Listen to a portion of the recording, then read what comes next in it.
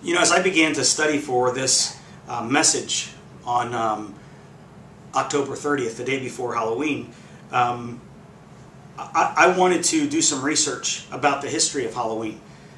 I mean, I've heard so many things. I've grown up in the church.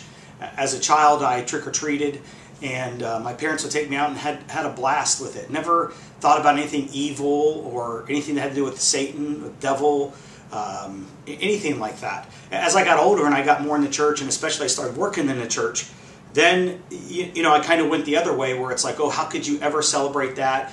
You know, we didn't take our kids trick-or-treating for periods of time, and so there is that sense of balance that we're going to talk about on Sunday morning. But I thought it would be fascinating to go through all of this stuff. I mean, there's so much stuff. I mean, what's really the truth? What is myth? What have we been taught? What's the folklore of Halloween? And I thought I'd do some research and just be able to put that on a link for this week and be able to explain it to some of you, and it helped me out a lot. So I mean, I did research. I went on the internet. I know what a place to do the research on, but I went through and pulled out several sources and highlighted it, and then compiled some facts and some things I'd like to share with you about the history of Halloween. It really comes as far as pre-Christian culture. It comes from two sources. One, the farthest back, is out of the Roman culture, is a day called Feralia, and it's a place to celebrate, a time to celebrate the rest and peace of the departed. The second one is a Gaelic holiday, and it comes from the Gaelic culture, which is really the history of most of the British Isles. So you have Scotland, you have Ireland, you have England, Wales, that type of a culture, and it's entitled Samhain, like you'd say a sow, a pig, and inn. And it means the close of harvest. In fact, the actual translation from the Gaelic would be the end of summer, or, to say it right, summer's end. Now, both of those have something in common. See, this idea of studying about or looking at the dead or the departed actually has more to do with the earth than it does human beings. So that the fact that the summer season, or from spring to the end of summer to the end of fall, the planting, the growing, the harvesting season has come to an end. The earth now is resting in the winter season, which is likened unto death. I mean, think about it. It's cold, nothing grows, everything dies. And so there's a period of death that takes place at the end of the harvest until you plant again in the spring. And so both of them have to do with this idea of this cycle of life, which means the vegetation, the harvest, the things that we would grow and plant, it has now come to an end. And so they celebrated the end of the harvest. There was the moons that would change, the harvest moon. I mean, it really geared around the planting, the growing, and the harvest season. And that's where the history came from. And so even when it translated into living beings dying, it really came from more of an agricultural setting. In fact, there's no mention of this from a Christian standpoint until much later on, and we'll talk about that. The name Halloween actually comes from the term All Hallows Day, and that was a holiday that was organized by the Catholic Church to celebrate saints. I mean, hallow. It's like holy. And so the eve before that, or the day before that, would be Hallow Eve or Halloween. And so that was the night before you would celebrate saints.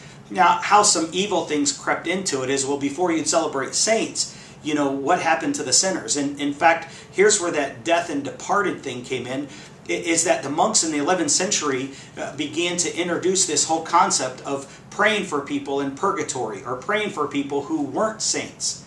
I mean, there's some facts here.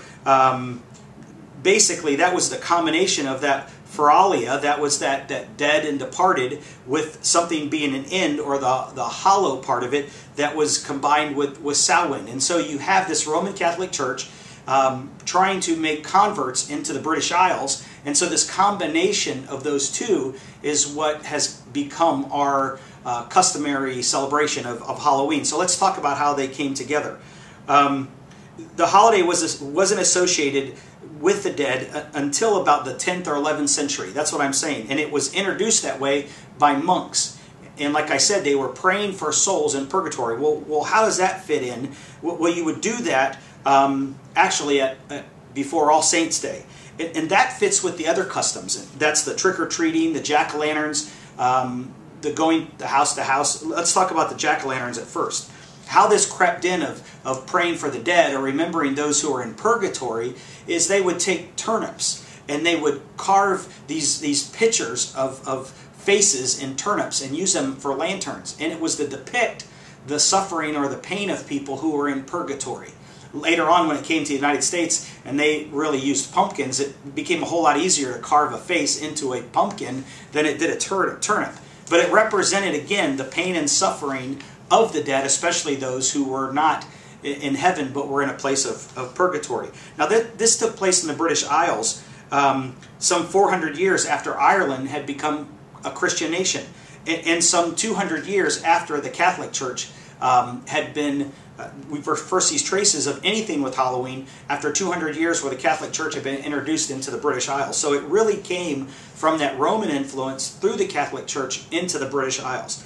So that was the whole jack-o'-lantern. The whole idea of trick-or-treat, it also goes back to the Middle Ages. There was a custom or a holiday that took place at Christmas time. You've heard about it, you've just never known it. It was called wassailing. Now, you say, that sounds familiar. You're right, because many times we grew up singing a Christmas carol that goes, "Here we go a-wassailing," and none of us knew what that meant unless you'd studied that. What does wassailing mean? Well, wassailing was going from town to town, and you would beg, and poor people would do this many times. That way they could get food or money, and here's what they would do. They would beg at a doorstep from someone that they knew was a little better off than they were, and they would offer their prayers for the people's dead, those that were in purgatory, and they would help pray them out of purgatory for a treat. And so if you would give someone money or you would give someone food, then they would offer to pray for your lost relatives, your family members who weren't yet in heaven, who you knew died and they weren't on the right side, if you know what I mean. And so they would move from house to house. Now that got moved to this All Saints Day. I mean, if you're going to celebrate people like that, then what a better time to do it than the eve before All Saints Day or All Halloween. And so they would change that to go around from house to house and offer for a treat to do a prayer and to pray for these people in purgatory. Now, the other term that came in was a term called guising. It's what we get our word disguise, and that's the costume part of it. And that was also a holiday where children or young people would go to house. They would dress up, for example, if they were doing a play. And what I mean by that is for a treat, they would put on a play for you, or they would act out a ghost story, or they would tell a rhyme, a poem, or something like that. And often they would dress in costumes to tell that. And if you liked the performance, well, then you rewarded them. If they were ill-treated, then it became more of a trick type of thing, in that they would pay you back for not being hospitable. And so the trick-or-treat, or the guising costumes kind of got entered into the picture. It's interesting that how somehow through the British Isles, both of these customs, this wassailing and guising, came together to produce what we have now in more of a modern day concept of trick-or-treat, or costumes dressing up going from house to house. It really wasn't even introduced into North America, but there's no record of it verbally or written-wise anyway, till about 1911. And that's where this influence through the potato famine and such great immigration from the British Isles into the U.S., the history, of course, of our nation, the Anglo-Saxon history, I mean, that became to be more predominant in our customs. And you can see how then it's developed to what it is today. It was introduced really in America by a book, and it was written in 1919. It was called this, the U.S. Book of Halloween, and it was written by Ruth Edna Kelly of Massachusetts, and it was published in 1919. And so it began to combine some of these customs from other cultures, and it became a part of the Americana, or the American scene. It wasn't even popular or mentioned much. It wasn't a big deal until the 1930s. And why the 1930s? Well, that's when media began to have more of a predominant part of our lives. I mean, through radio, it was introduced through radio programs. through the 40s, that became a big thing where they would feature it in different radio dramas. And then in the 50s, through TV programs, one of the ones that's more well known was Ozzie and Harriet, and how they were bombarded by trick-or-treaters. And so this was introduced as Americana through the media. And then what really got it going was then when we could make films such as Dracula or Frankenstein. And so that idea of death or monsters then were introduced through costumes. But it was just as prevalent in the 50s and 60s to dress up as a hero or as a character. I remember in the 60s going as John Glenn, the astronaut. I remember going as Roy Rogers, the cowboy. I mean, there were many times where boys would dress up as firemen or policemen. It was more of that chance to not just celebrate things that were ghoulish, but also things that you wanted to be. That kind of fun or play acting that took place. And yet now it's become more dedicated to things that are evil and death. And so you see that we could throw this off on the world as being a pagan holiday, but in all reality the church has as much to do with our modern day concept of Halloween as any worldly pagan custom. What does that mean? It means that it's like Paul when he talked to people about eating meat that was offered to idols. I mean, that was a pretty serious thing. I mean, this meat was offered in these pagan temples and presented to idols and given to them as like a sacrifice, and then they would sell that same meat in the market. And that really offended a lot of Christians, that you would buy a cut of meat that was earlier offered to this pagan god. And for some people, that was something you just didn't do. And Paul said that those people had a right to feel that way. Then there were other people that said, you know what, it doesn't really matter. And I would pray a grace or a prayer over that food, and nothing would come of it. The custom of praying over our meals, of releasing anything that might have a spiritual hold even in our food.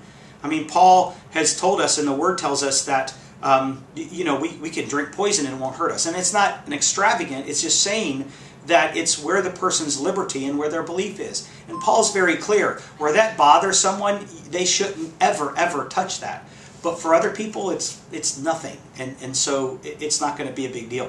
That really means then, when it comes to Halloween and the celebration of it, let's not celebrate the devil. Let's not celebrate his power over us. But let's also not be so legalistic that we lose concept of what it really is. In other words, if that's your liberty and your freedom, then fine. But do not use it to tell somebody else who doesn't feel that way that they're wrong. And in the same thing, if you think there is nothing I want to do with Halloween in any shape or form, then that's your conscious sake, and you celebrate that. But then don't tell someone who takes their children trick-or-treating that they're doing wrong.